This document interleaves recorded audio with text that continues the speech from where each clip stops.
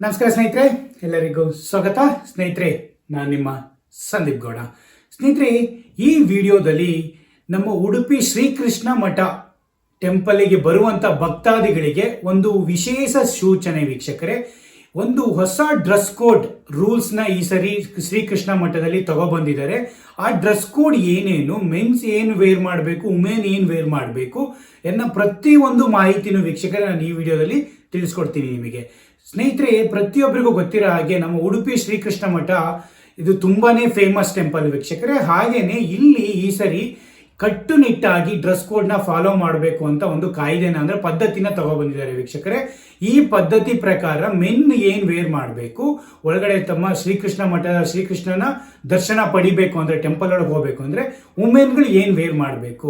ಸ್ನೇಹಿತರೆ, ಇದು ತುಂಬಾ ಇಂಪಾರ್ಟೆಂಟ್ ಆಗುತ್ತೆ. ಪ್ರತಿಯೊಬ್ರು ನಮ್ಮ ದೇವರುಗಳಾಗ್ಲಿ, ನಮ್ಮ ಹಿಂದೂ ಧರ್ಮಗಳಾಗ್ಲಿ ಭಕ್ತಿಗಳು ಜಾಸ್ತಿ ಆಗ್ಬೇಕು ಅಂದ್ರೆ ನಾವು ಅಟ್ಲೀಸ್ಟ್ ಇಂಥ ಪ್ಲೇಸ್ಗಳಲ್ಲಾದ್ರೂ ಆಗಲಿ ನಮ್ಮ ಸಂಸ್ಕೃತಿ ಅಥವಾ ನಮ್ಮ ಉಡುಗೆ ತೊಡುಗೆಗಳನ್ನಾಗಲಿ ಅವನ್ನ ನಾವು ಕಾಪಾಡ್ಕೋಬೇಕು ಮತ್ತೆ ಅವನ್ನ ಕರೆಕ್ಟಾಗಿ ವೇರ್ ಮಾಡಬೇಕು ಸ್ನೇಹಿತರೆ.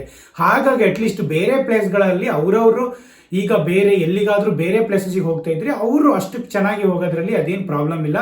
ಏನಾದ್ರು ಅವ್ರಿಗೆ ಇಷ್ಟ ಬಂದ ವೇರ್ ಮಾಡ್ಕೊಂಡು ಹೋಗ್ಬೋದು. ಆದರೆ ದೇವಸ್ಥಾನಗಳಿಗೆ ಬಂದಿರೋದು ನಾವು ದೇವ್ರನ್ನ ಭಕ್ತಿಯಿಂದ ಬೇಡಕ್ಕಾಗಿ ಬಂದಿರೋದು, ಹಾಗಾಗಿ ಅದಕ್ಕೆ ಅನ್ನೋದು ಉಡುಗೆ ತೊಡುಗೆಗಳಿರುತ್ತೆ. ಹಾಗಾಗಿ ಅವನ್ನ ನಾವು ಫಾಲೋ ಮಾಡಲೇಬೇಕಾಗುತ್ತೆ. ಹಾಗಾಗಿ ಶ್ರೀಕೃಷ್ಣ ಮಠದಲ್ಲೂ ಕೂಡ ಅಂದ್ರೆ ಈಗ ಹೊಸದಾಗಿ ನಮ್ಮ ಸರ್ವಜ್ಞ ಪೀಠವನ್ನೇರಿದ ಶ್ರೀಯೂರು ಮಠದ ವೇದವರ್ಧನ ತೀರ್ಥರು ಅವರು ಅವತ್ತು ಒಂದು ಜನವರಿ ಟೈಮಲ್ಲಿ ಅವರು ಸರ್ವಜ್ಞ ಪೀಠವನ್ನು ಏರಿರ್ತಾರೆ ವೀಕ್ಷಕರೇ. ಉಡುಪಿಯ ಹೊಸದಾಗಿ ಅವರು ಒಂದು ಪದ್ಧತಿಯನ್ನು ತಗೊಬಂದಿದ್ದಾರೆ. ಆ ಪದ್ಧತಿಯ ಪ್ರಕಾರ ಪ್ರತಿ ಮೆನ್ ಆಗಲಿ ವುಮೆನ್ ಆಗಲಿ ಅವರಿಗೆ ಪ್ರತಿಯೊಬ್ಬರು ಶ್ರೀಕೃಷ್ಣ ಮಠದ ಒಳಗಡೆ ಟೆಂಪಲ್ಗೆ ಹೋಗಬೇಕು ಅಂದ್ರೆ ಈ ಡ್ರೆಸ್ ಕೋಡ್ನ ನಾವು ಫಾಲೋ ಮಾಡಲೇಬೇಕು ಸ್ನೇಹಿತರೆ.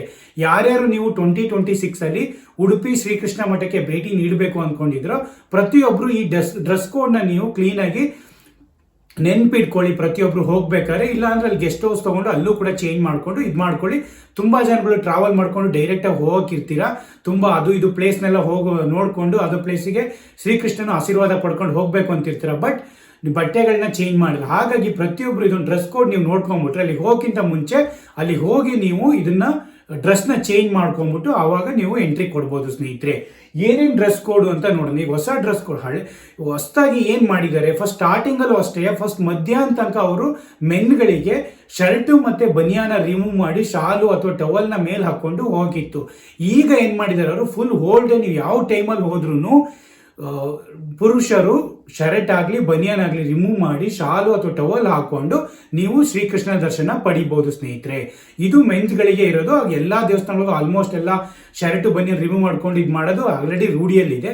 ಹಾಗೇನೆ ವುಮೆನ್ಗಳಿಗಾದ್ರೆ ತುಂಬಾ ಜನಗಳು ಅವರು ಪ್ಯಾಂಟ್ ಆಗಲಿ ಬರ್ಮುಡ ಆಗಲಿ ಮತ್ತೆ ಸ್ಕರ್ಟ್ಗಳನ್ನೆಲ್ಲ ಹಾಕೊಂಡು ಹೋಗ್ತಾ ಇರ್ತಾರೆ ಸ್ನೇಹಿತರೆ.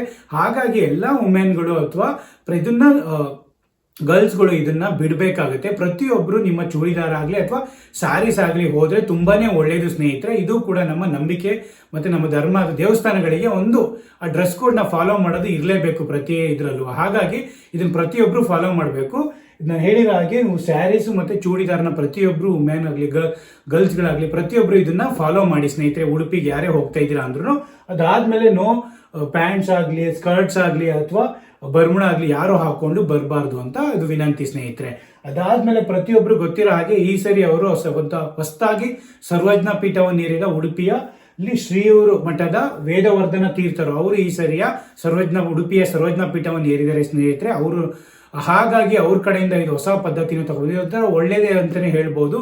ನಮ್ಮ ವಸ್ತ್ರ ಸಮಿತಿ ಚೆನ್ನಾಗಿರ್ಬೇಕು. ನಾವು ಯಾವುದೇ ದೇವಸ್ಥಾನಗಳಿಗೆ ಹೋಗ್ಬೇಕು ಅಂದ್ರೆ ಸ್ನೇಹಿತರೆ, ಏನಕ್ಕೆ ಅಂದ್ರೆ ನಾವು ಯಾವುದೇ ದೇವಸ್ಥಾನಕ್ಕೆ ಹೋದ್ರೂ ನಾವು ಆ ದೇವ್ರಗಳೇ ನಂಬಿಕೆ ಇಟ್ಕೊಂಡು ದೇವ್ರು ಒಳ್ಳೇದಾಗ್ಲಿ ಅಂತ ಕೇಳ್ಕೊಳಕ್ ಹೋಗ್ಬೇಕೆ ಹೊರತು ಇನ್ನೊಬ್ರು ಯಾವುದೋ ಮಾಡ್ರನ್ ಆಗಿ ಬಂದಿದ್ದಾರೆ ಅಂತ ಅವ್ರ ಕಡೆ ಕಾನ್ಸಂಟ್ರೇಷನ್ ಇದಾಗಬಾರ್ದು.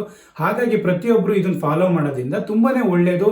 ತುಂಬಾ ಒಂಥರ ಎನ್ವೈರನ್ಮೆಂಟ್ ಚೆನ್ನಾಗಿರುತ್ತೆ ಮತ್ತೆ ಆ ದೇವ್ರದ್ದು ನಂಬಿಕೆನೂ ಕೂಡ ತುಂಬಾನೇ ಜಾಸ್ತಿ ಇದಾಗುತ್ತೆ. ಹಾಗೆ ಯಾರ ಕಡೆನೂ ಕಾನ್ಸಂಟ್ರೇಷನ್ ಹೋಗಲ್ಲ.